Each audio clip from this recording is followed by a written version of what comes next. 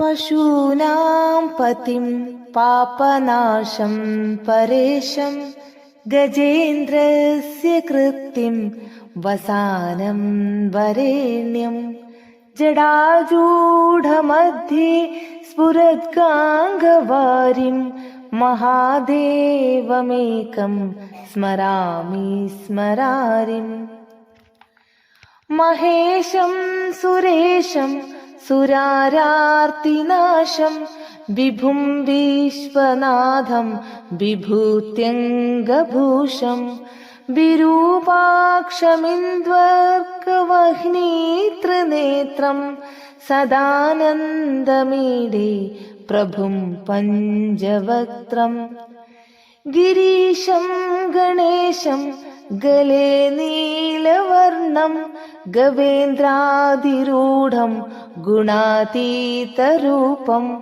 भवं भास्वरं भस्मनाभूषिताङ्गं भवानीकलत्रं भजे पञ्चवक्त्रम् शिवाकान्दशम्भो शशाङ्काद्रमौले महेशानशूलिं जडाजूढधारिं त्वमेको जगद्व्यापको विश्वरूपः प्रसीद प्रसीद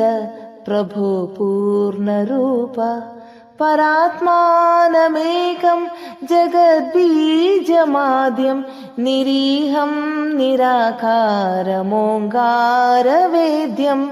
यदो जायते पाल्यते येन विश्वं तमीशं भजे लीयते यत्र विश्वम् न भूमिर्न चापो न वह्निर्न वायुर्न चाकाशमास्ते न तन्द्रा न निद्रा न ग्रीष्मो न शीतं न देशो न वेशो न यस्यास्ति मूर्तिं त्रिमूर्तितमीढे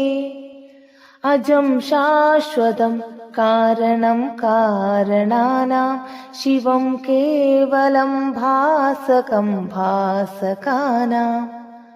तुरीयं तमः पारमाद्यन्तहीनं प्रपद्ये परं पावनं द्वैतहीनं नमस्ते नमस्ते विभो विश्वमूर्ते नमस्ते नमस्ते चिदानन्दमूर्ते नमस्ते नमस्ते तपो योगगम्या नमस्ते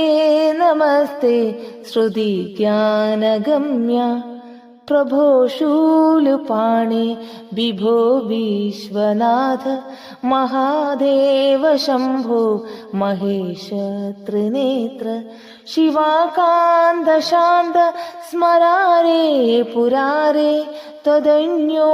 वरेण्यो न मान्यो न गण्या ॐ नमः शिवाय ॐ